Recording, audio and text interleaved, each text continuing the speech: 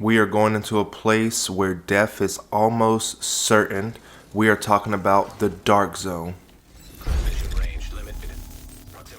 Where is the Dark Zone? What is the Dark Zone? The Dark Zone has 3 locations. There is DZ South, located at the bottom of the map. Then we go all the way to the right hand side of the screen. We have DZ East.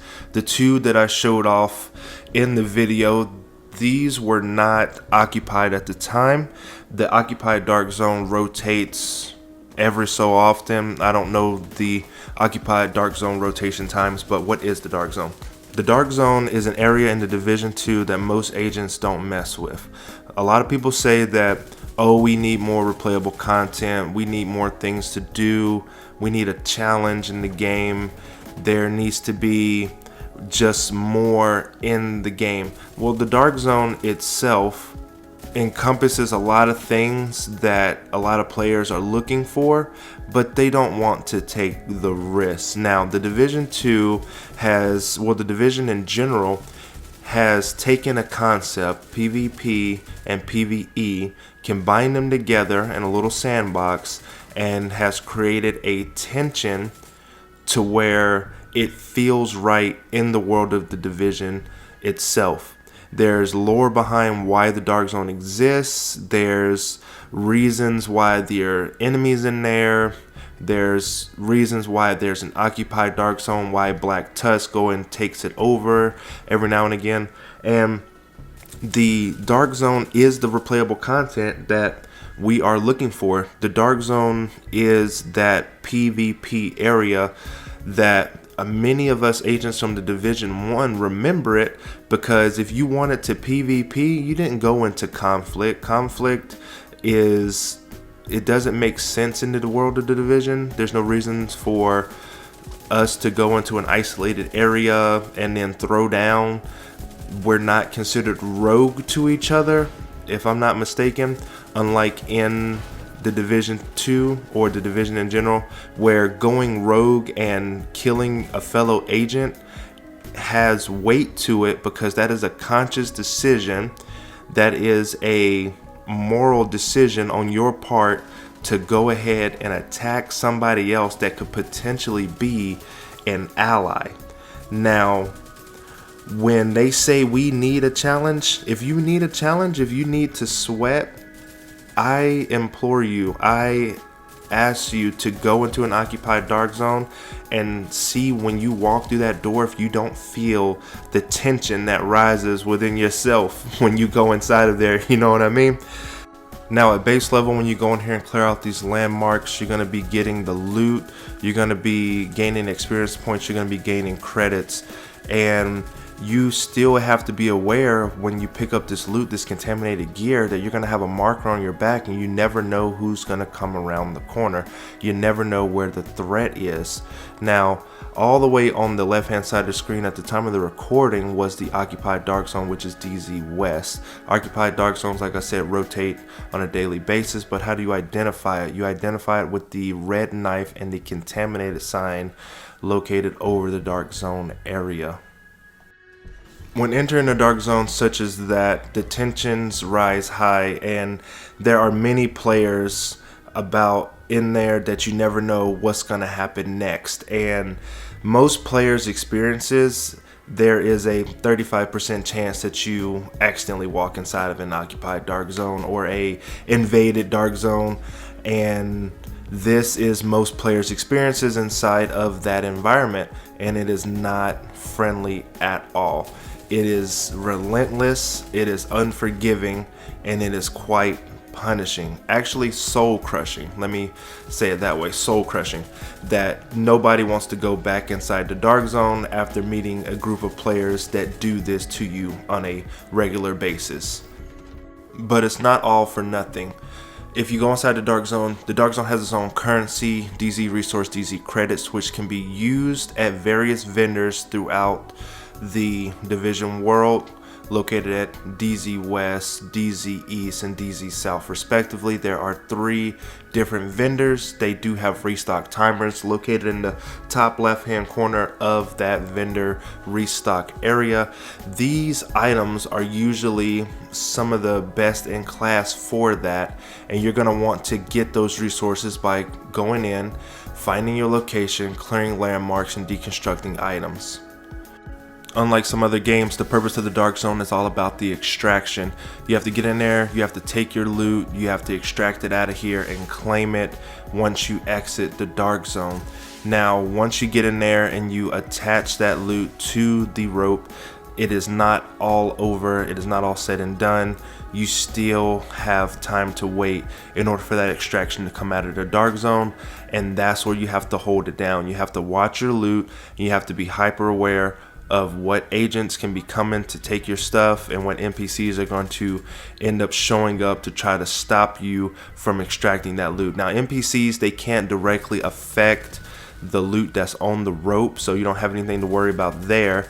But what you do have to understand when it comes to those NPCs that show up, they're more of a nuisance, more of a hindrance on you being aware of what's going to come around the corner to try to take your loot, such as other agents, other rogue agents inside of the Dark Zone, and you need to effectively take them out.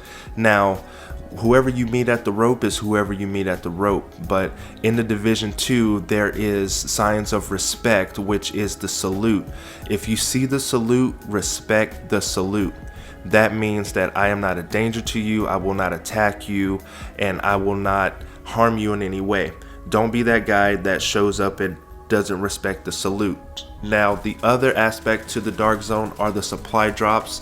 The supply drops got a little bit of an update, which kind of nerfed them in a way, to where the supply drops used to be instantaneous gratifications coming out of the box, to where you get that loot and that's your loot, you don't need to extract it. But to create more tension in the Dark Zone, the supply drops have really good items inside of there, and you still need to extract those items. Destroying the NPCs or killing the NPCs within the area will give you a lot more breathing room when it comes to extracting that loot outside of that supply drop. There are multiple supply drops that are going to drop 3 supply drops at a time, and they're going to contain possibly some of the best loot that you've ever seen. The Hollow Man mask, they could have the Virginian in it, they could have the Y'all gear pieces, which is really good for the Dark Zone, stopping enemies from pulsing you or stopping hazard protection and stuff like that. It contains some of the god roll items in the game up to heroic level difficulty, and you're going to want that loot.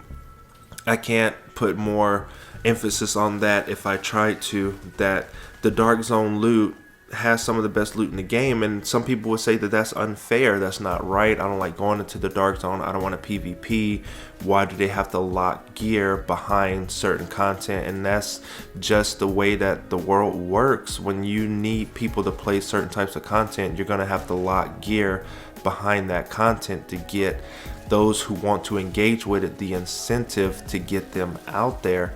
But you're thinking now, like, well, I'm doing all this, I'm a solo player, I'm gonna go into the Dark Zone, I don't want to go solo. You don't have to go at it solo.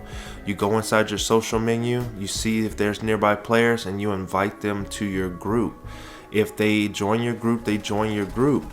But just because they join your group doesn't mean that they're gonna remain friendly.